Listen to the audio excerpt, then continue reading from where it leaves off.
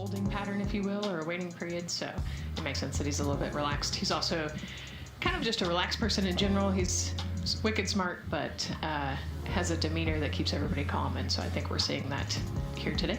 And so in this shot, Reed is the one sitting on the left, and to his right, Artemis 2 pilot Victor Glover.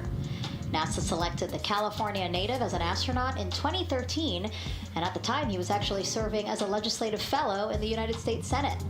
His first trip to space, November 2020, pilot of NASA's SpaceX Crew 1 mission. That was the first operational mission of NASA's Commercial Crew program, which resumed launching American rockets from American soil to the International Space Station since the end of the shuttle program.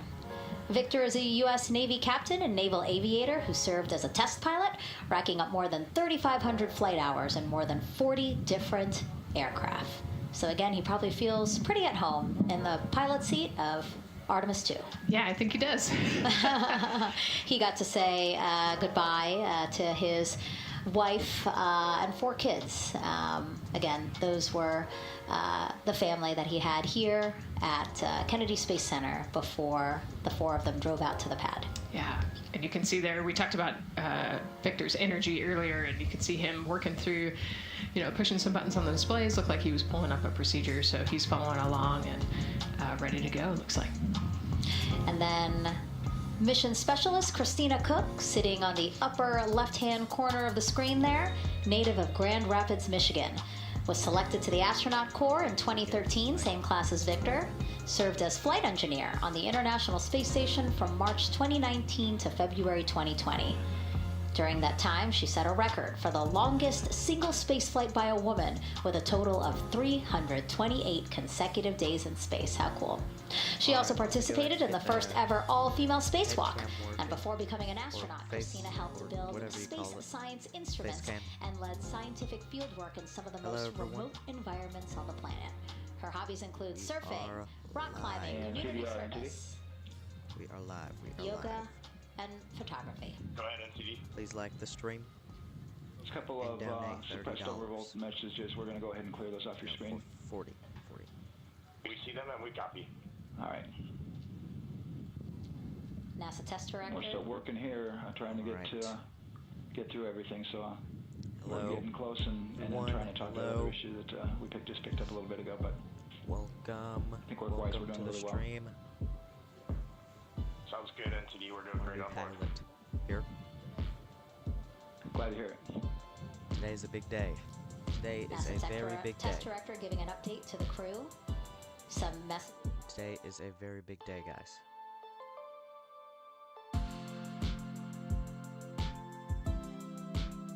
Trying to figure out how I can get the chat displayed on right here on the corner of my screen where it is. I don't think I'll be able to.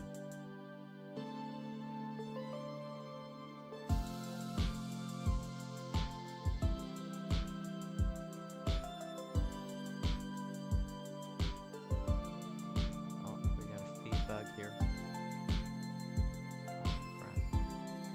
Oh, never mind. No more feed bug.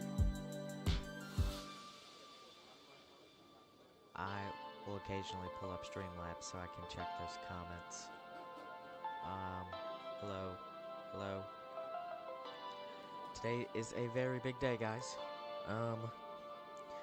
We have the Artemis 2 SLS launch on our hands today. Oh, wow, look at that view there. Hold on. How do I zoom in on that? That is awesome. Hold on, guys.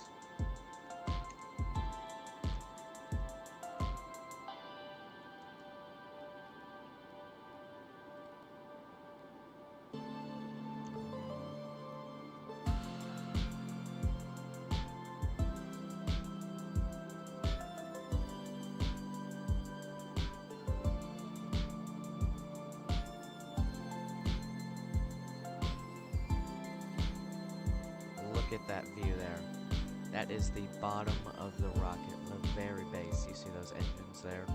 one there, and there should be two on the other side there.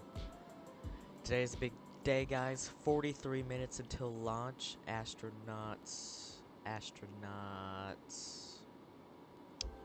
Oh, here's some past footage. Oh, space shuttle, nice. Astronauts. I forget their names.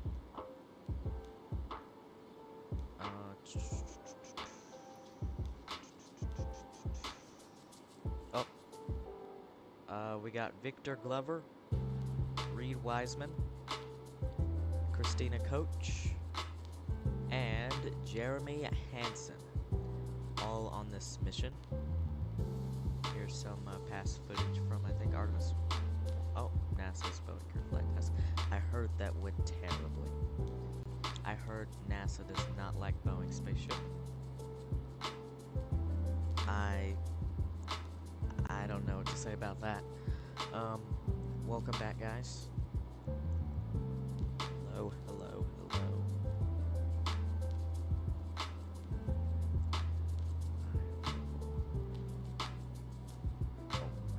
Okay.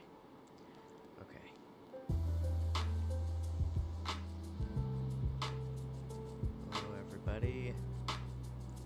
Hello.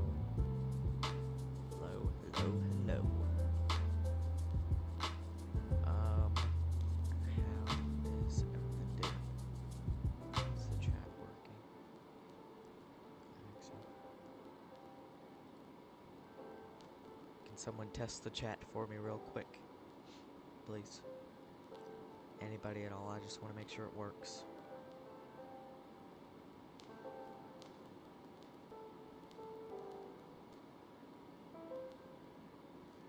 Just want to make sure the display is right up here.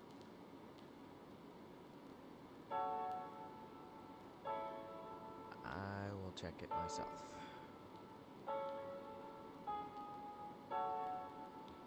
Oh, okay, it works. Okay.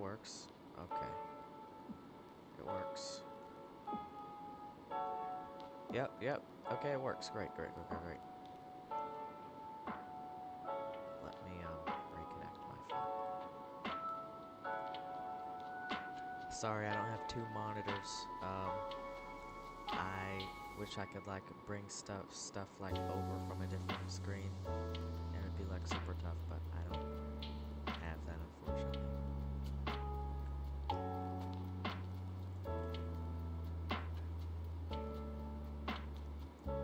So we have about 40 minutes until launch. With the moon there. There's Orion spacecraft. Is that the Orion spacecraft? Oh, there is. I forget his name. Something Glover. Wow, that's a nice shot. I think that's right there. Wow. Awesome.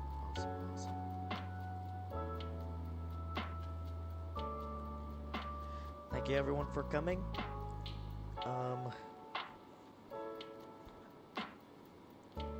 We ran into some technical difficulties. I had to make like an entirely new stream. That was an issue.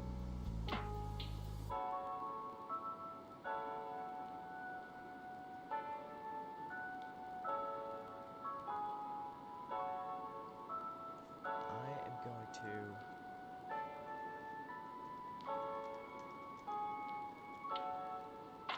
caps lock.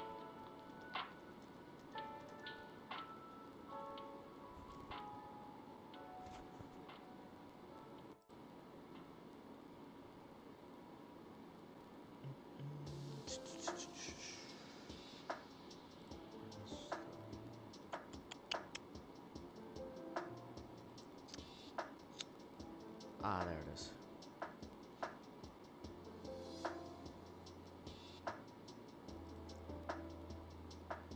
Just want to zone in on this image specifically. So here's what we're looking at. Artemis 2. If I could move around, that'd be awesome. Okay. Artemis 2. Here's the rocket that'll be launched here. This is... what? what we're gonna be seeing lift off here in 40 or so minutes. And then here's the second stage, and it will loop around the moon as as one of the pilots is actually piloting the spacecraft, and it will loop around the moon, come back, re-enter the atmosphere here, and fall into the water, and the astronauts will be recovered via helicopter. How tough is that? Here's Artemis 3. This is really what I'd love to see. Artemis 3, NASA's partnering up with SpaceX, and this is SpaceX's ship here. It's basically going to act as a lander, and the module here is going to act as a satellite around the moon. And basically this lander will, or this module will rendezvous with the lander, and then crew will transfer over to the lander, and the lander will go to the moon's surface and back into this module, and then the module will go back to Earth. Artemis 4 and beyond, this is where we're hoping to see Blue Origin and SpaceX partnering up with NASA. And right here, we're actually hoping to see some colonies on the moon within the next 10 to 15 years. So permanent living will be available on the moon within the next 10 to 15 years, and we will see multiple SpaceX NASA modules, or landers, and they will also act as housing for the permanent living on the moon. Here, if you look close, you can see that SpaceX booster right there. It's a pretty good illustration.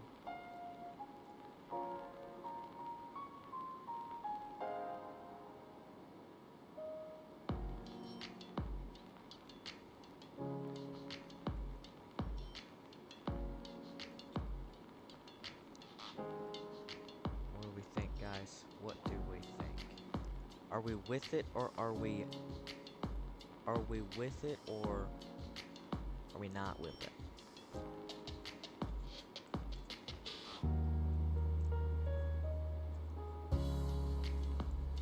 It's all funded by the US government, by the way.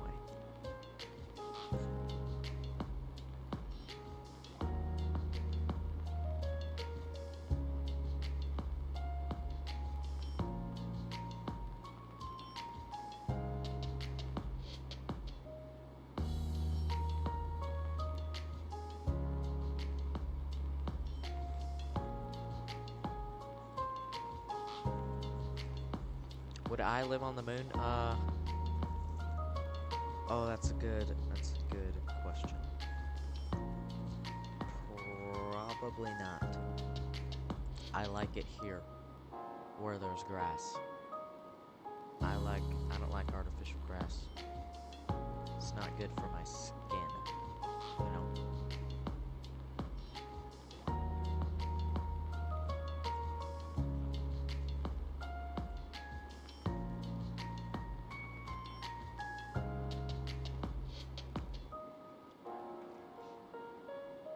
Have the dog here.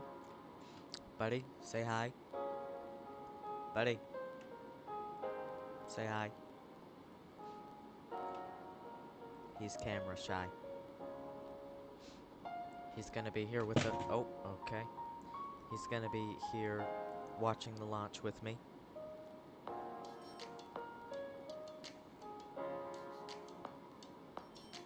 Watching SpaceX. No, not SpaceX. Sorry, I'm mic testing again, saying random things. I like your posters. Thank you. I got them at a fair at Bowman Field.